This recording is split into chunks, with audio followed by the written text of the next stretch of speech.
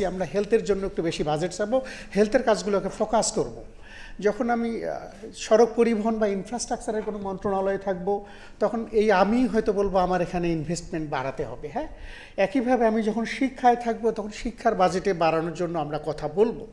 আমরা এই বিষয়টা মাথায় রেখে গভর্নমেন্টে যখন অর্থ বিভাগ এই বাজেট ডিস্ট্রিবিউশনের কাজটা করে, এই বিষয়টা মাথায় রেখেই করে।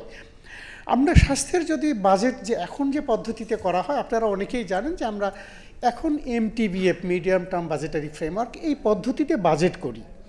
আমরা বাজেট যেহেতু একটি রাষ্ট্রের দর্শন, এটি মূলত তার জনগণকে কোথায় নিয়ে যেতে চায় একটা সার্টেন টাইমে, এইটার একটা প্রতিফলন ঘটে প্রতি বছরই বাজেটগুলোতে আর কি। আমরা বারবারই এই কথা বলি, না স্বাস্থ্য সেবা, নার্সিং সেবার জন্য যুগোপযোগী নীতিমালা করব, স্বাস্থ্য পুষ্টি সেবা প্রদান করব, কিন্তু আমাদের এত আলোচনার পরও আমরা কিন্তু প্রাইমারি হেলথ কেয়ারকে আসলে ফোকাস করতে পারিনি।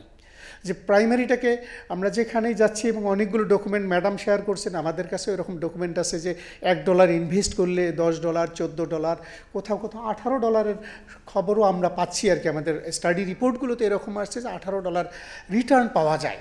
কিন্তু আমাদের প্রাইমারি হেলথ কেয়ারকে স্ট্রেনথেনিং করে কিছু কম্পোনেন্ট আমরা হয়তো রাখছি ওইভাবে।